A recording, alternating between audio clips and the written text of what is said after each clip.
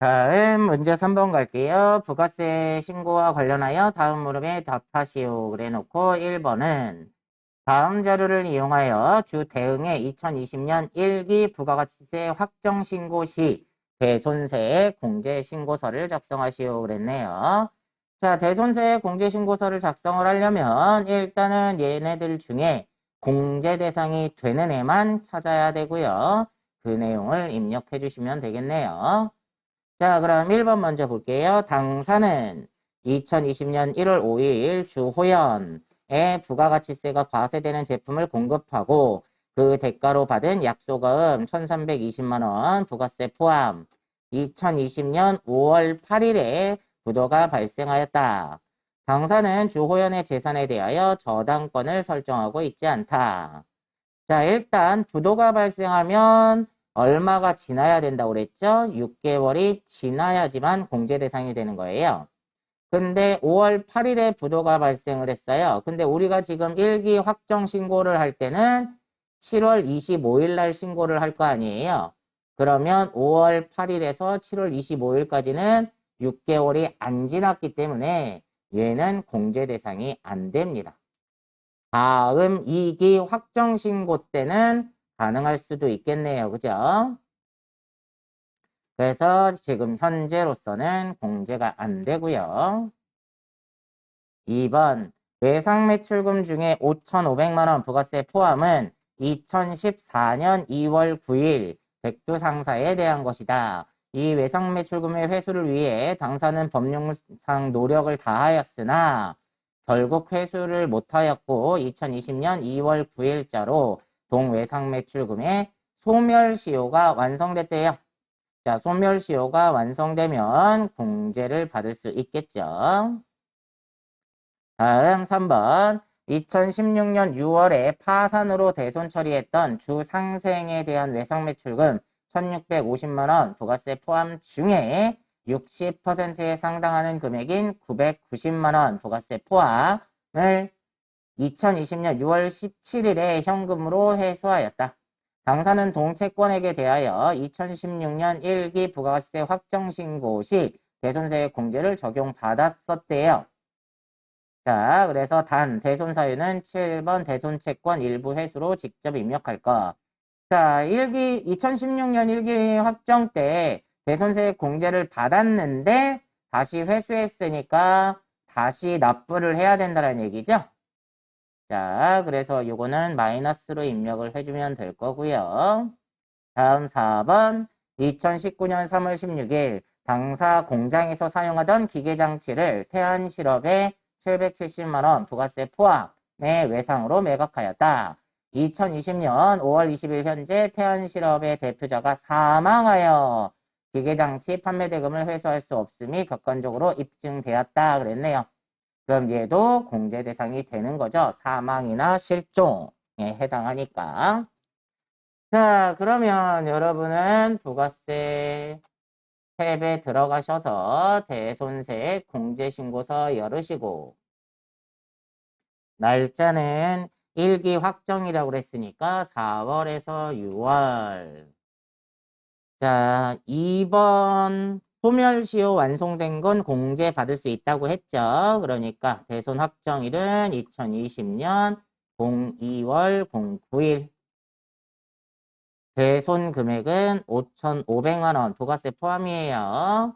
엔터를 치시면 대손세액만큼만 빠져나오게 되죠. 자, 거래처는 누구였죠? 백두상사. 대손 사유는 소멸시효 완성이라고 했네요. 여기까지 입력을 하시면 되고. 다음 3번에 아까 대손된 채권에 대해서 다시 회수를 했으니까 납부를 해야 된다고 그랬죠. 자, 그래서 날짜는 대손 확정일은 2020년 06월 17일이고요. 금액은 회수했으니까 마이너스 990만 원. 그러면 대손세액이 마이너스 90으로 나올 거고요. 거래처는 상생이라고 했죠. 자, 그리고 친절하게 대손 사유는 대손 채권 일부 회수로 직접 입력하라고 알려줬어요. 그러니까 7번 직접 입력 선택하셔서 대손 채권 일부 회수라고 입력을 해 주시면 되겠죠.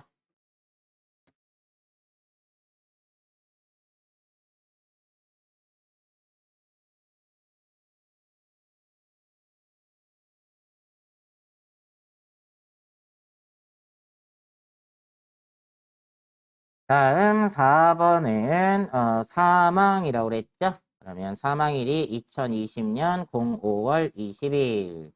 금액은 770만 원이고요. 그럼 70만 원만 나오겠죠? 거래처는 태안실업. 자, 그리고 사망이라고 그랬으니까 3번 사망 실종. 요렇게까지 입력을 해주시면 됩니다. 다음 되셨으면 2번 갈까요? 자, 부가세 2번. 다음은 2020년 제2기 확정 부가가치세 신고기간에 관한 자료이다. 아래 주어진 자료만을 반영하여 2기 확정 부가가치세 신고서를 작성하시오. 부가가치세 신고서 이외에 과세표준 명세 등 기타 부속 서류의 작성은 생략하고 홈택스에서 직접 전자신고하여 세액공제를 받기로 했대요. 자, 그러면 부가세 신고서를 열으시고요. 날짜는 10월에서 12월. 자, 일단은 나중에 까먹지 않게 해두려고 여기에 그 밖에 관광공제세액에 가셔서 전자신고 세액공제 10,000원을 먼저 입력을 하세요. 자, 밑에 거 풀다 보면 자꾸 까먹게 되는 경우가 있으니까 요거 먼저 입력하고 시작할게요. 자, 1번부터 볼까요? 자, 1번. 전자세금계산서 제품 매출액은 2억 원이다. 부가세 별도라고 했네요. 매출의 전자세금계산서니까 1번에다가 자, 2억에 2천이겠네요. 다음 2번. 수출신고 필증 및 선화증권에서 확인된 수출액을 원화로 환산하면 2천만 원이래요. 자, 수출이니까 영세율의 기타 6번에다가 2천만 원 쓰시고요. 다음 3번 대손이 확정된 외상매출금 220만 원에 대하여 대손세액 공제를 적용한다. 대손세액 공제는 부가세만큼만 공제가 되는 거죠. 그래서 대손세액 가감에다가 공제 받을 거니까 마이너스로 부가세만큼만 그래서 20만 원을 쓰시면 됩니다. 다음 4번 카드 매출로 5,500만 원, 현금 영수증 매출로 110만 원이 발생하였다. 동 금액은 모두 부가가치세가 포함된 금액이다. 자, 카드하고 현금 영수증은 같이 써주죠. 그래서 여기 신용카드 현금 영수증 발행분 3번에다가 5,100만 원에 510만 원을 써주시면 되겠네요. 다음 5번 구매 확인서에 의한 원재료 매입액은 4천만 원으로 영세율 전자세금계산서를 수취함. 매입의 영세율 세금계산서예요. 자, 매입의 영세율은 따로 구분 안 하잖아요. 그러니까 세금계산서 수취분 일반 매입에다가 4천만 원만 쓰셔야 됩니다. 영세율이니까 세액 쓰시면 안 돼요. 다음 6번 배기량 2000cc이며 4인 승인 비영업용 소형 승용차 부가세 포함해서 1650을 구입하고 세금 계산서를 수취했대요. 그러면 매입의 세금 계산서에 승용차니까 고정자산이죠. 그래서 고정자산 매입에다가 부가세 포함 1650이면 1500에 150이 될 건데 얘는 공제가 안 되는 애죠. 그러니까 공제받지 못할 매입세액에다가 1500에 150을 한 번 더 써주셔야 됩니다. 7번 전자세금 계산서로 받은 전기요금 80만 원의 부가세 별도 2기 예정신고 누락분이래요. 그러면 매입의 예정신고 누락분의 세금 계산서니까 38번에다가 80만 원에 8만 원 써주시면 되고요. 8번에 예정신고 미완급세액은 150만 원이다 그랬으니까 21번에다가 150만 원 요거까지 쓰시면 되겠네요. 자, 문제 4번. 다음 결산 자료를 입력하여 결산을 완료하시오 그랬네요. 자, 일단 1번 보험료 미리 낸 거는 수동이고요. 2번 광고선전비 대체하는 것도 수동이고 3번에 외화장기차입금 수동이고 4번 감가상각은 자동이고요. 5번에 기말 재고조사 결과가 얘는 비정상 감모가 있어가지고요. 자동하고 수동 두 가지 다 해줘야 되겠네요.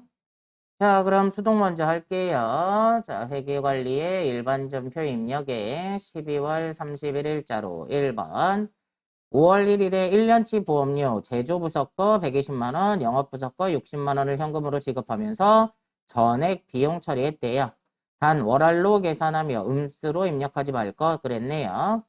자, 내년치가 4개월치가 포함이 돼 있는 거예요. 그래서 이 보험료 중에 4개월치에 해당하는 거를 내년분으로 보내야 되겠죠?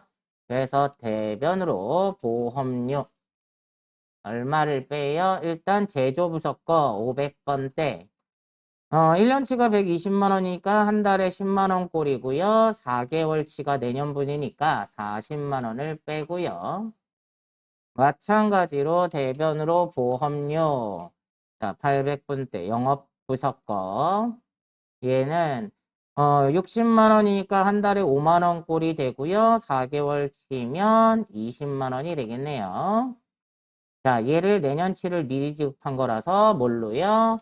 전급 비용으로 해주면 되겠다. 이 얘기네요. 다음 2번 당사는 광고 선전 목적으로 구입한 탁상 시계를 광고 선전비, 판매비와 관리비로 계상하였으나 결산 시 미사용분 50만 원을 소모품으로 대체하겠대요. 자, 그럼 대변으로 광고 선전비를 빼고요. 얼마를 40만 원, 아니 50만 원이죠? 50만 원을 뭘로 대체한다? 차변에 소모품으로 대체하겠다. 이 얘기죠. 다음 3번에 미국에 있는 다저스사의 외화 장기차입금 10만 달러인데 장부가액이 1억 1000이래요. 그러면 장부가액으로는 1달러당 1100원인데 보고기간 종료일 현재의 환율이 1달러당 1200원이면 100원씩 10만 달러에 대해서 빚이 늘었네요. 자, 그러면 대변으로 외화 장기 차입금 누구네 거 다저스 사거 얼마가 늘었어요? 100원씩 10만 달러니까 1000만 원이 늘었네요.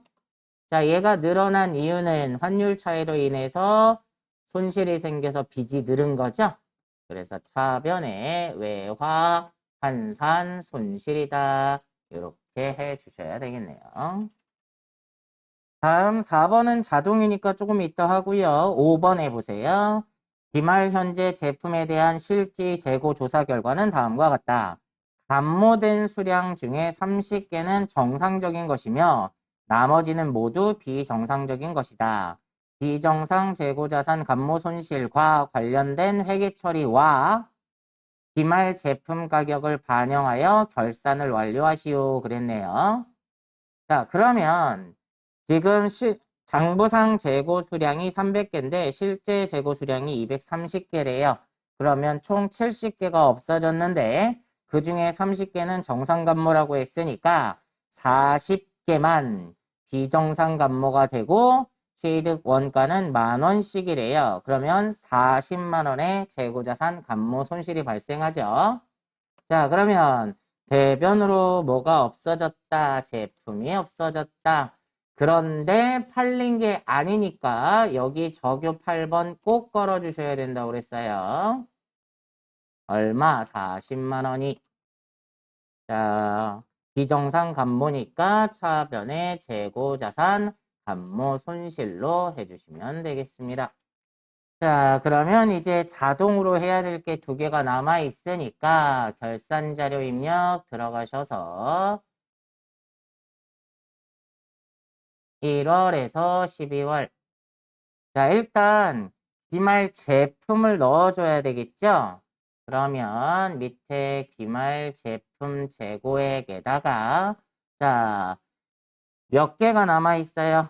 230개, 취득원가는 10,000원이니까 230만 원만 쓰셔야 됩니다.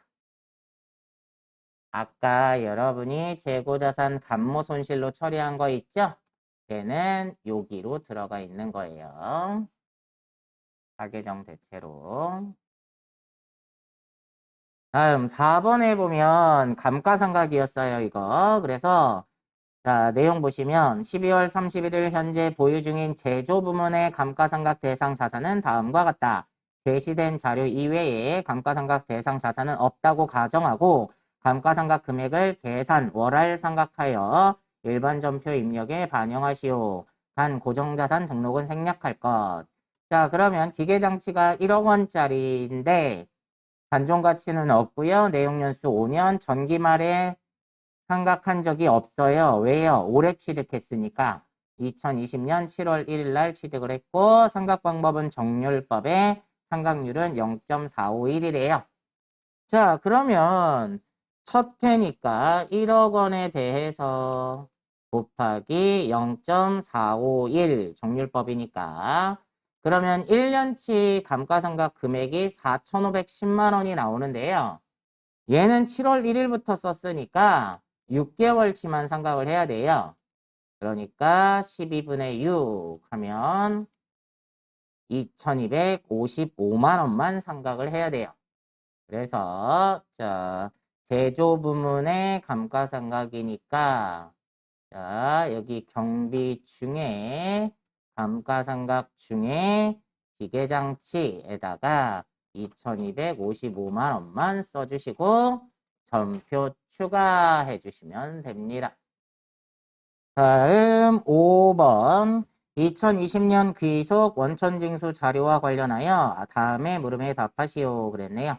자, 5번에 1번 다음 자료를 보고 내국인이며 거주자인 사무직 사원 한마음 여성 세대주 입사일자는 2020년 4월 1일 국내 근무하는 사람의 사원 등록 105번으로 하고 한마음의 부양가족을 모두 부양가족 명세에 등록 후 세부담이 최소화되도록 공제 여부를 입력하시오.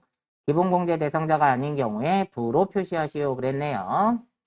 자, 그러면 원천징수 탭 들어가셔서 자, 사원 등록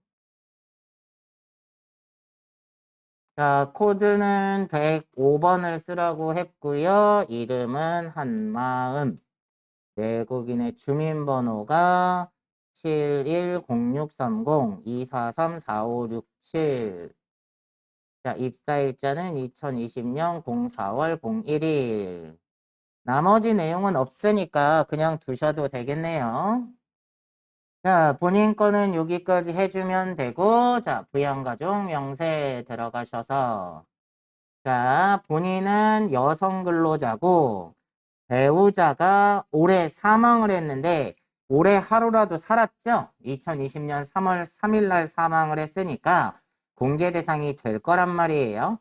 그러면은 배우자가 있다라고 보고 여성 근로자가 배우자가 있으면 연간 총 급여액이 3천만 원 이하인 경우에 부녀자 공제를 받을 수 있다고 했죠? 자, 그래서 부녀자 공제 받을 수 있겠네요.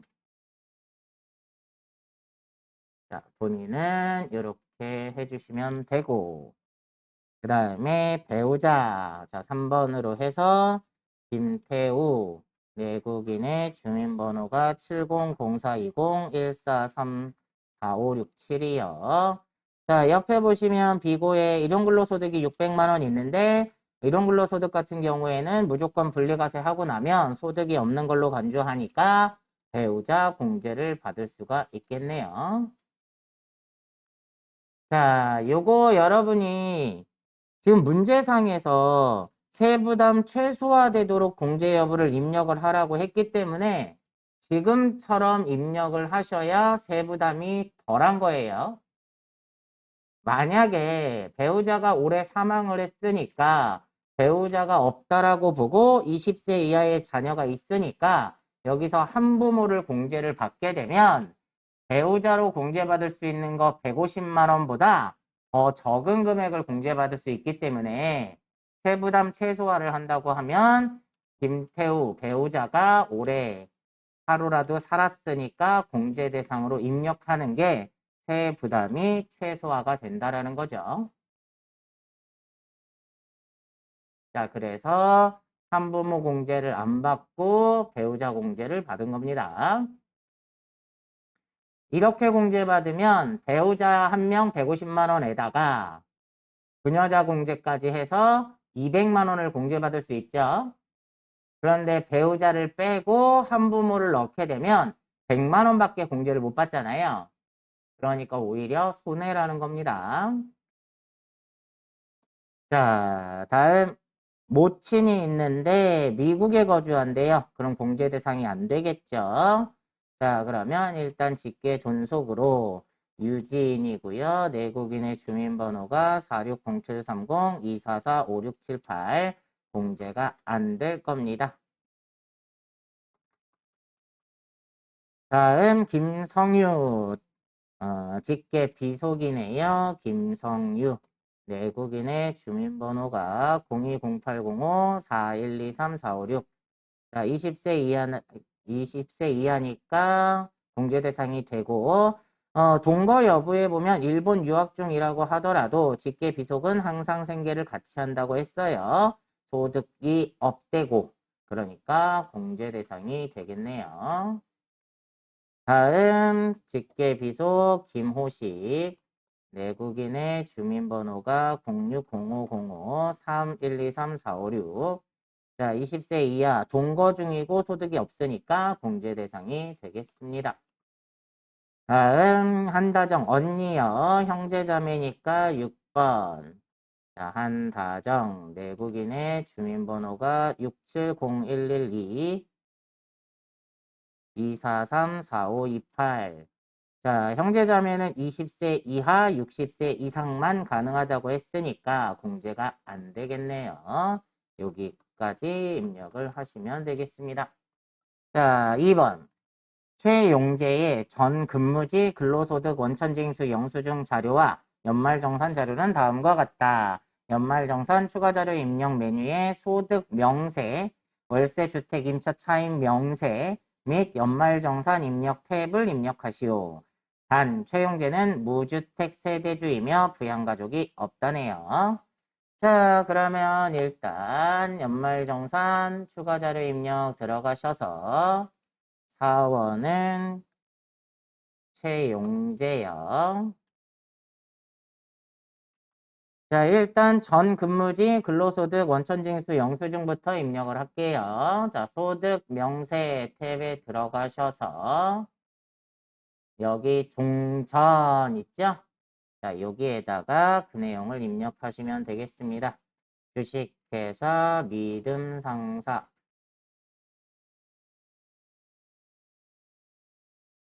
자, 그 다음에 사업자 번호는 506-85-23245 근무기간은 2020년 01월 01일부터 2020년 07월 30일까지 감면기간은 따로 없고요. 급여가 2,500만 원 밑에 상여가 300만 원 있었죠. 자, 나머지 내용은 없고요. 쭉 밑으로 내려오시다 보면 여기 4대 보험이 있어요. 자, 여러분들 원천징수 영수증에는 맨 아래쪽에 써 있죠. 건강보험료가 85만 6,800원, 장기요양이 56,070원, 고용보험이 18만 2천원, 국민연금이 126만 원. 자, 그리고 소득세는 결정세액을 써줘야 된다고 그랬어요. 그래서 38만 2,325원에 38,232원 여기까지 입력을 해주시면 됩니다. 연말정산 관련 자료가 나오네요. 자, 첫 번째 보험료, 자동차 보험료 본인 거니까 해주겠죠?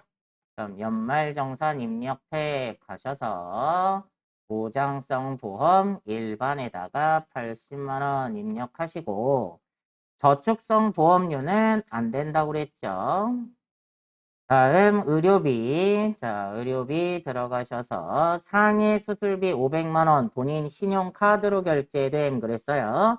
밑에 혹시 신용카드에 그 내용 써있나 봤더니 써있네요. 그러면 뒤에 가서 하도록 하고요. 자, 일단 상해 수술비 공제 대상이 되고요. 건강 증진 목적의 한약 구입비는 안 된다고 했죠. 컨택트 렌즈 구입한 거 70만 원 있는데 50만 원 한도라고 그랬어요. 그러면 본인이 공제받을 수 있는 금액은 상해 수술비 500, 컨택트 렌즈 한도 50만 원. 그래서 550만 원만 쓰셔야 됩니다. 다음 교육비 가보시면 자, 대학원 등록금 본인은 대학원까지 해준다고 했습니다. 그러니까 공제 대상이 되고요. 영어학원비는 업무 관련성 있음 그래놨는데 업무 관련성이 있어도 직업 능력 개발 훈련 시설에서 교육을 받은 경우에만 공제 대상이 된다고 했어요. 그래서 얘는 공제가 안 될 겁니다. 그러니까 본인의 대학원 1,000만 원만 공제 대상이 되겠습니다. 다음 기부금, 종교단체 기부금 300만 원이 있네요. 자, 그러면 기부금 들어가셔서 종교단체 당해기부금에다가 300만 원 입력하시면 되고요.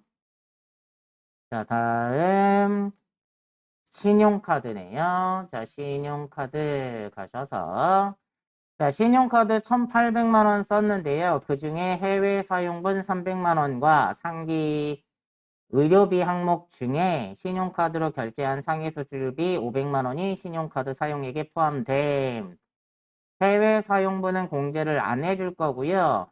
상해 수술비는 의료비와 신용카드 중복 공제 된다고 했으니까 1,800에서 300만 원만 빼면 1,500만 원이 공제 대상이 될 거고요. 그 다음 현금 영수증이 250만 원이 있는데 대중교통 이용분이 30만 원이 포함이 돼 있다고 하니까 현금 영수증에는 220만 원만 쓰시고 대중교통에다가 30만 원 이렇게 써주시면 됩니다. 자, 확인하시고 마지막 월세 자료가 나와 있네요. 자, 지금 이 직원의 총 급여는 5천만 원밖에 안 되고요. 무주택 세대주기 때문에 월세 공제를 받을 수 있으니까 자, 월세 주택 임차 가셔서 인적사항 입력하시면 되겠네요. 자, 임대인은 이소영이고요. 주민번호가 770811 105 948이고요. 유형은 단독주택이니까 1번, 면적은 45제곱이고요. 주소는 서울시 강서구 화곡동 한일 하이 빌이고요. 임대차 계약 기간은 2020년 0101부터 2020년 12월 31일까지 매월 월세액 50만 원씩 1년간 600만 원을 지급을 했네요. 자, 이렇게까지 입력을 하시고 나면 얘는 어디에 반영이 된다고 했죠? 자, 여기 월세액 여기에 반영이 되는 겁니다. 자, 여기까지 하시면 되겠네요.